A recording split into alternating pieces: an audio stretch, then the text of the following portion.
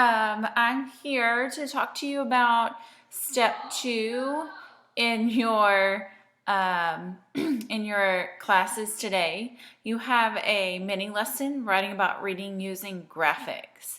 And so today we want to teach you that you need not capture your ideas in words alone when you're writing about reading. So it doesn't have to be just words. You can draw pictures, you can do graphics, you can do all kinds of things. Here's some examples from The Stolen Party where I tried to draw the bow because there was a girl that was wearing a pink bow.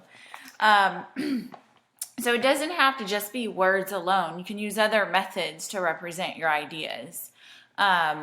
Capture your thinking about reading in more innovative ways than just words.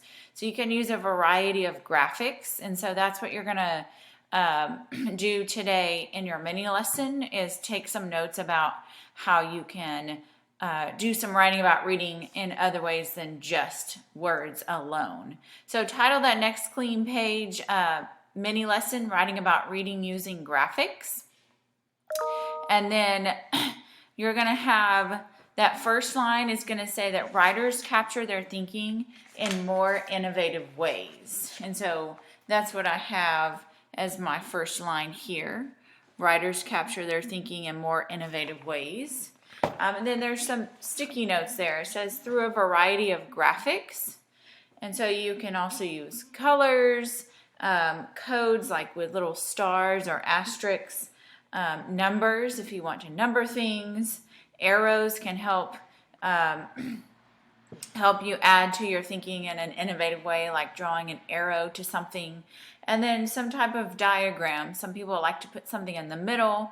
There's an example where a student was reading Hunger Games, and so they put Katniss in the middle, and then some of the other main characters went out from that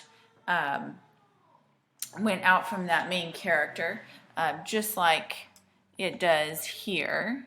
And so they had like Gale on one of them, and Peeta and Rue, and so forth.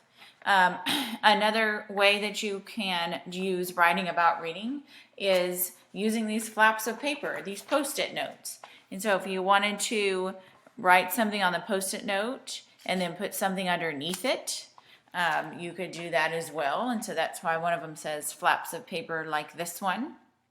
It says use whatever is necessary, not only to think on the page, but also to rethink.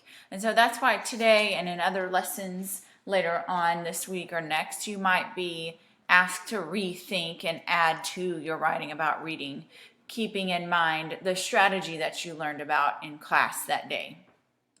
At the bottom, you're going to see in the journal picture, and then also here where I'm holding it up for you, you're going to see where it says, what has this writer done that I too could try? And so that's what step 3 is here on this mini lesson. You're going to look at the examples your teacher gives you, and so number it however many she gives you, if it's 4 or if it's 5, and then next to each number you're going to write the answer to that question. What has this writer done that I could try? So it may be that the writer used post-it notes, or they used arrows, or they used drawings or sketches of something. And then when you have finished doing that, you'll take a picture of this page in your journal, and you'll put it right here in Schoology for your teacher to be able to grade.